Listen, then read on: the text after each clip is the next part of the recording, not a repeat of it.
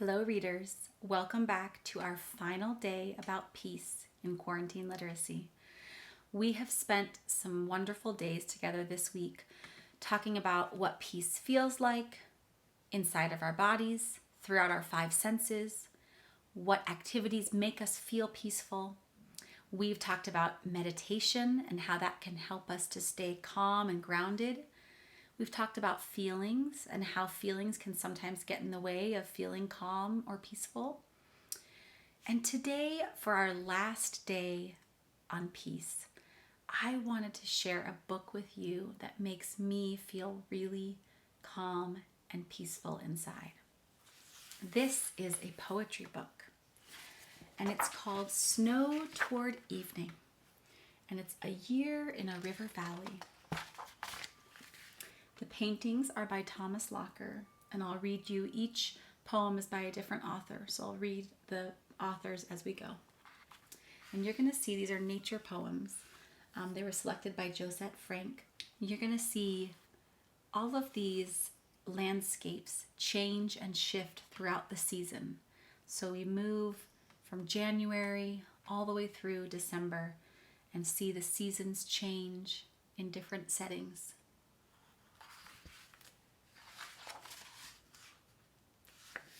I'll read this little forward. In this book, 13 poets and the landscape painter Thomas Locker combine to invite readers young and old to enjoy nature's splendor through the changing seasons. I have selected a group of poems, each reflecting the feeling of 1 month. From his studio in the Hudson River Valley, Thomas Locker watched the seasons change and developed paintings that capture the spirit of the poems. That's in New York. It is our hope that this book will heighten and deepen the reader's feeling of closeness to nature. And I think it does. So here we are in January. This poem is by John Updike. January. The days are short, the sun a spark, hung thin between the dark and the dark. Fat, snowy footsteps track the floor. Milk bottles burst outside the door. The river is a frozen place, held still beneath the trees of lace. The sky is low, the wind is gray. The radiator purrs all day. Those of us who've spent time in New York have radiators in our homes. February. This is by N.M. Bodecker. It's called When Skies Are Low and Days Are Dark. Look at this beautiful painting. When skies are low and days are dark, and frost bites like a hungry shark, when mufflers muffle ears and nose, and puffy sparrows huddle close, how nice to know that February is something purely temporary. I like that. You know, February is the shortest month. I'm going to go back and hold up this picture a little closer to you as well. Now we're into March, and this is a poem by Elizabeth Coatsworth called Mountain Brook.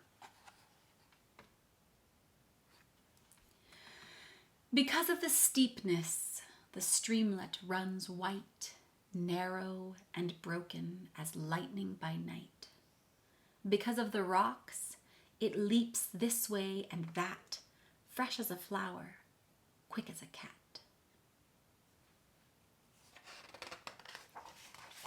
Now we're into April.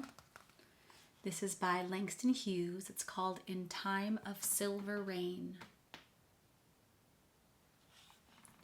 In time of silver rain, the earth puts forth new life again. Green grasses grow and flowers lift their heads, and all over the plain the wonder spreads of life, of life, of life. So this is the month that we just came out of, and now this is the month that we are in, May. This is by William Wordsworth, and it's called Daffodils. And you can see Sort of a beautiful clearing with some pink and yellow flowers. I wandered lonely as a cloud that floats on high o'er vales and hills, when all at once I saw a crowd, a host of golden daffodils, beside the lake, beneath the trees, fluttering and dancing in the breeze.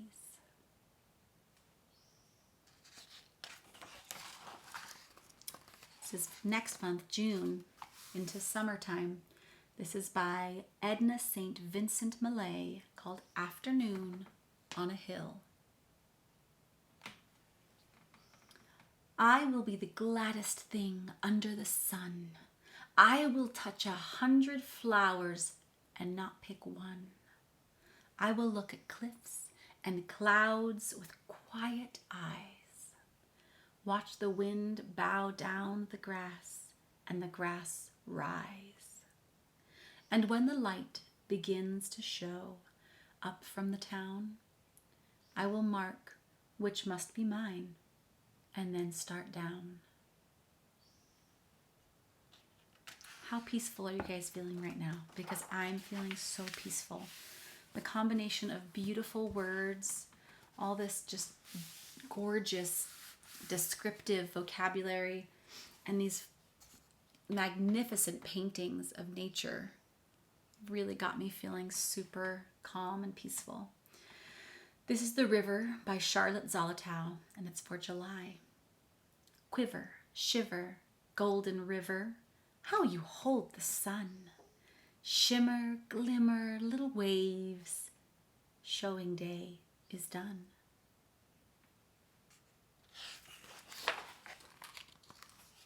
So now we're into August, the last month of summer. This is Something Told the Wild Geese by Rachel Field.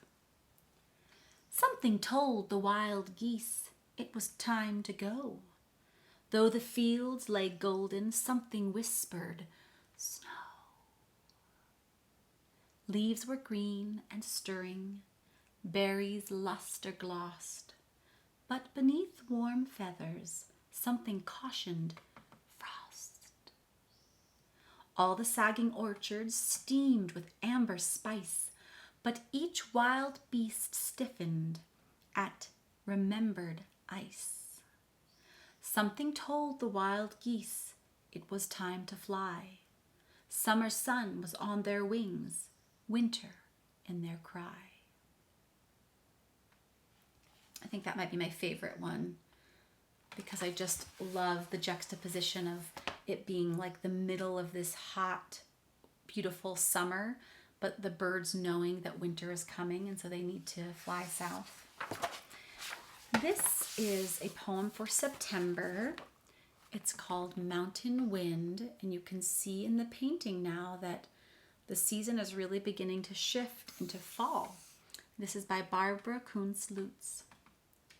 Wind rushed down the timber shoots between the mountain's knees, a hiss of distant breathing, a shouting in the trees, a recklessness of branches, a wilderness asway, when suddenly a silence takes your breath away.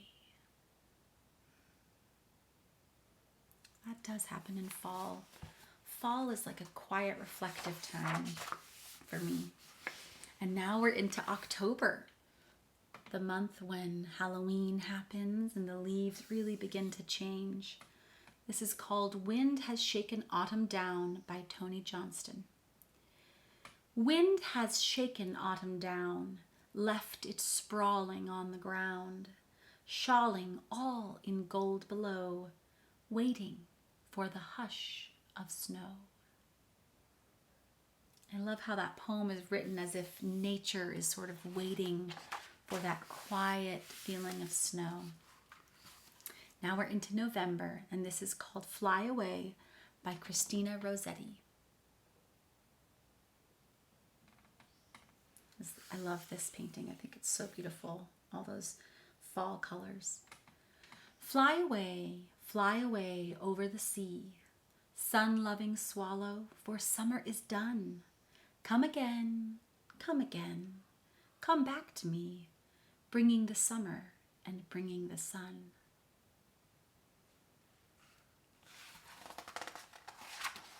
Now we are into December, the first month of winter, and you can see because the artist has drawn some snow on the ground. This is Snow Toward Evening by Melville Kane. Suddenly, the sky turned gray.